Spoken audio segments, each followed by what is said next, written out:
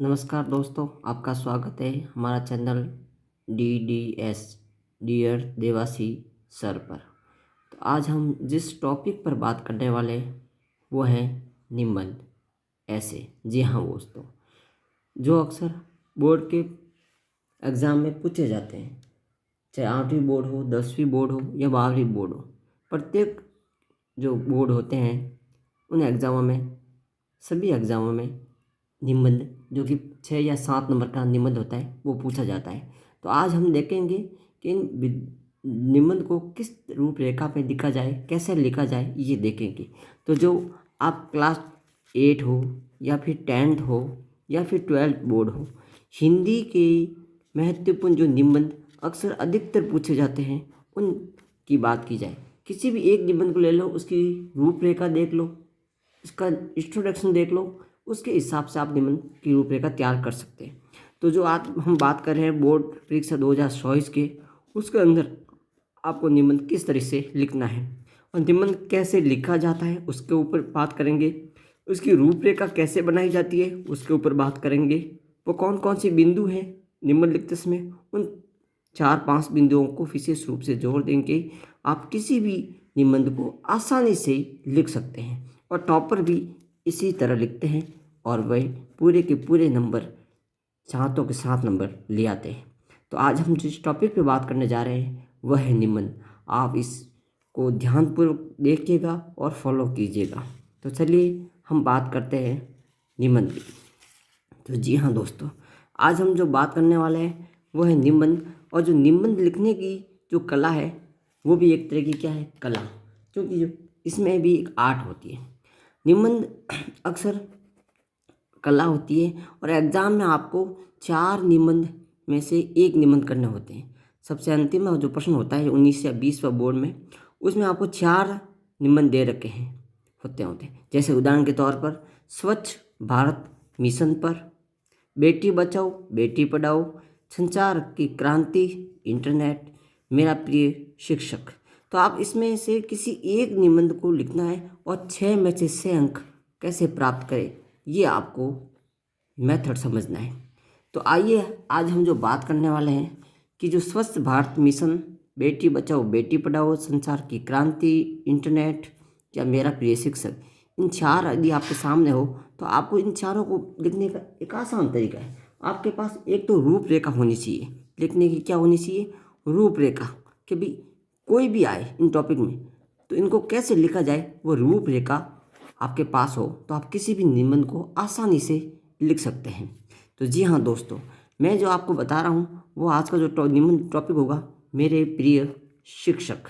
तो जैसे भी आप टॉपिक लो, चाहे वो बेटी बचाओ बेटी पढ़ाओ हो, चाहे संचार क्रांति इंटरनेट हो, या स्वच्छ भारत मिशन हो, या मेरे प्रिय शिक्षक हो, इन्हें किसी में से एक को सिलेक्ट करने के बाद में पहले आपके पास रूपरेखा होनी चाहिए। रूपरेखा का मतलब आपके पास 4 या 5 बिंदु ऐसे होने चाहिए जिनके ऊपर आप लिखोगे तो पूरे के पूरे 6 नंबर प्राप्त कर सकते हैं। तो आइए हम बात करते हुए कौन कौन सी रूपरेखा है जिन्हें हमें लिखनी है। तो पहले जो मेरे प्रिय शिक्षक जो निबंध लिखेंगे उसके ऊपर जो बात करने वाले हैं उसमें ये बात करेंगे कि जो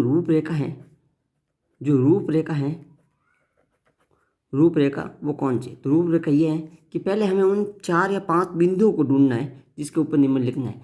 और पहले हमें देखना है कि उसके ऊपर प्रस्तावना, उसकी जो इंट्रोडक्शन, प्रस्तावना का मतलब क्या होता है, इंट्रोडक्शन। प्रस्तावना का मतलब होता है इंट्रोडक्शन, अर्थात आप उनका परिचय दे रहे हैं, जिस निबंध को लिख रहे हैं उसका परिचय दे रहे हैं। तो देखो मेरे प्रिय शिक्षक पर आप इंट्रोडक्शन में क्या लिखोगे, प्रस्तावना में, कि विद्यालय शिक्षक का केंद्र है जहाँ शिक्षकों के द्वारा शिक्षार्थियों को शिक्षा दी जाती है और शिक्षक हमारे लिए सम्मान्य है। ये पहला पॉइंट मिलते ही आपको यहाँ से 1 नंबर पूरे मिल जाएंगे। दूसरा जो पॉइंट है वो है प्रिय शिक्षक। दूसरे पॉइंट में क्या लिखना है, प्रिय शिक्षक। जब प्रिय शिक्षक की लिख रहे हो तो इसमें देखो, प्रिय शिक्षक, मैं राजकीय उच्च माध्यमिक विद्यालय में पढ़ता हूँ, ये पॉइंट लिख दिया। वैसे तो हमारे विद्यालय के सभी अध्यापक विभिन्न विषयों के ज्ञाता और परिश्रमी हैं, परंतु मैं श्री प्रकाश जी ने मुझे विशेष रूप से प्रभावित किया है। तो बड़े आसानी सरल भाषा में उन्होंने 4 लाइनों में प्रिय शिक्षक के बारे में लिख दिया। अब आइए तीसरा पॉइंट है कि भी हमारे प्रिय जो शिक्षक है उनकी वे क्या क्या क्वालिटी है, क्या क्या विशेषता है जो उनके लिए खास या प्रिय बने हुए हैं। तो मेरे प्रिय शिक्षक मेरे विषय के अध्यापक के साथ साथ वे कक्षा के अध्यापक भी हैं। हमारी कक्षा को हिंदी पढ़ाते हैं, हिंदी विषय पढ़ाते हैं और वे योग्य अनुभवी शिक्षक हैं। योग्य भी हैं, अनुभवी शिक्षक हैं, सादा जीवन उच्च विचारों के भी पोषक हैं। इन विशेषताओं को, ये विशेषता आप लिखने के बाद में यहाँ से आपको मिल जाएंगे 3 नंबर। और विशेषता का पार्ट जो मेन पॉइंट जो बॉडी का पार्ट है वो यही है। आगे जो बात करते हैं कि विद्यालय और कक्षा में नियमित रूप से वे समय पे आते हैं, शिक्षार्थियों के साथ पुत्र व्यवहार की तरह स्नेह करते हैं, ईमानदारी परिश्रमी के साथ साथ पढ़ाना, हमेशा सत्य बोलना, दूसरों के साथ मधुर व्यवहार करना आदि उनके अनेक गुण हैं। ये आप तीसरा पॉइंट लिखते ही आपको 3 नंबर मिल जाएंगे। और जो चौथा जो अंतिम जो पॉइंट है, जो उपसार, जिन्हें हम निष्कर्ष भी कह सकते हैं कि इन सार से हम क्या निष्कर्ष निकला, तो जो आखिरी जो पॉइंट है वो है उपसार। उसमें क्या लिखोगे? मेरे प्रिय शिक्षक योग्य, परिश्रमी, स्नेही, कर्मठ, ईमानदारी, अनुशासनी हैं और वे व्यवहार कुशल हैं।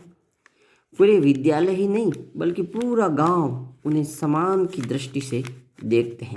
इस तरह से आपने पॉइंट लिख दिए तो आपके जो पूरे के नंबर है यहाँ से भी आपको 1 नंबर मिल जाएंगे। तो ऐसे करते आपके जो पूरे के पूरे नंबर मिलने के चांसेस बढ़ जाएंगे यदि आपने इसी ढंग से लिखा तो।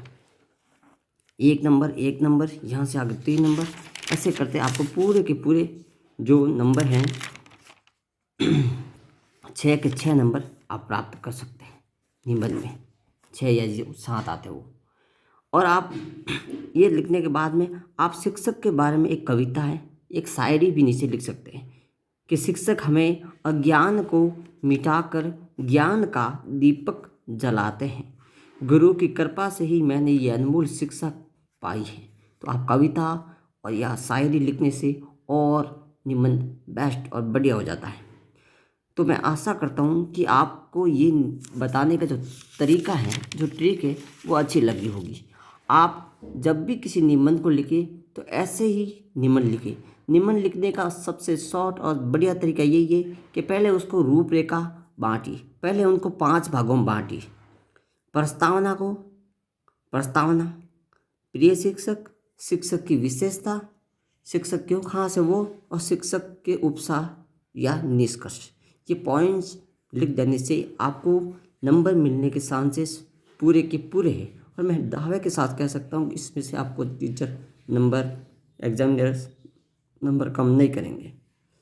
तो आप इसको इसी तरह अन्य भी निबंध आप लिख सकते हैं और नंबर पूरे के पूरे मिलेंगे।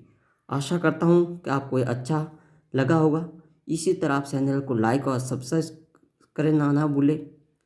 और आगे हम आपको इसी तरह और भी कई जानकारी बोर्ड के संबंधित उपलब्ध कराते रहेंगे। जय हिंद, जय भारत।